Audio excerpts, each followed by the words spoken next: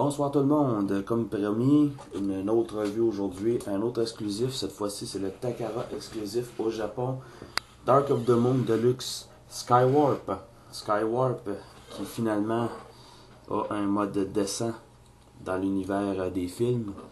Je vais pas faire une grosse revue rapide, je vais vraiment juste faire un petit résumé sur la figurine.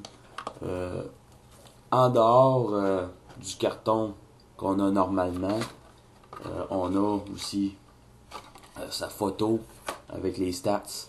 Pas très courageux, pas très endurant et pas très intelligent non plus.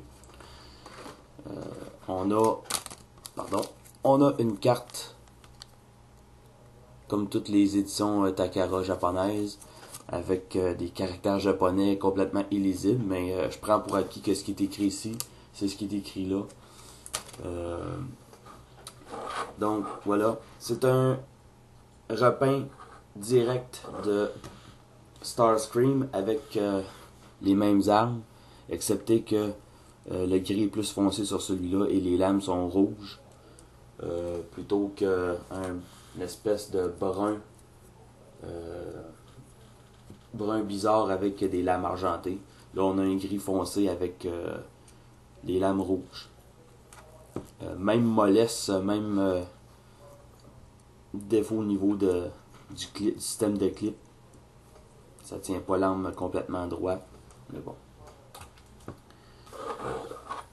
Belle job de peinture.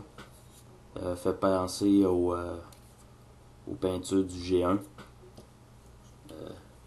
Comme les autres, un cockpit jaune. C'est vraiment le design classique de Skywarp finalement.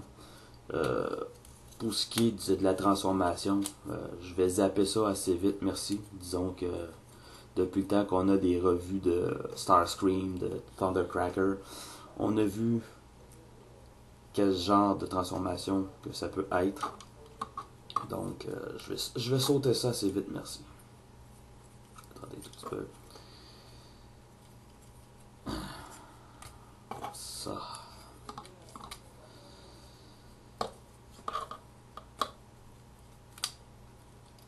Même simplicité de transformation, plaisante. Un moule qui m'avait vraiment pas charmé au début, vous vous en souvenez. Je m'étais juré que j'achèterais pas le Deluxe de Starscream.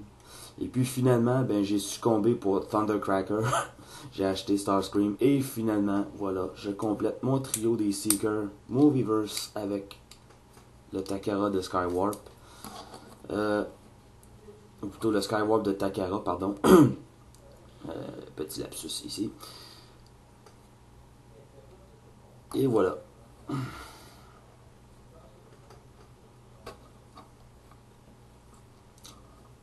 Voilà Skywarp dans toute sa gloire robotique. Encore une fois, bel job de peinture, belle répartition des couleurs. On respecte le pattern original de Skywarp. Même niveau d'articulation, rien de changé, c'est vraiment juste un repeint de Starscream avec son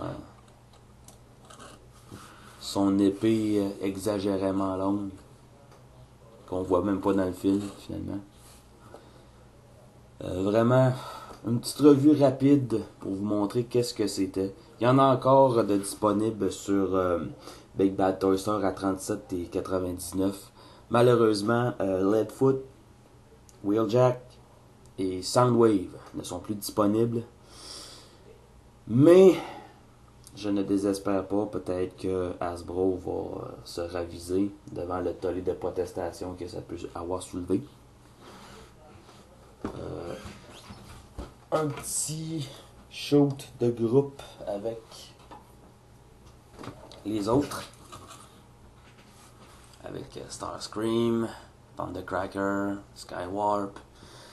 Aurait juste manqué les Coneheads, mais je pense pas que on va les voir dans leur couleur G1 avec ces mots-ci. Peut-être si on a un courageux qui veut faire du customizing, peut-être qu'il va se décider à les faire, mais moi, je passe mon tour.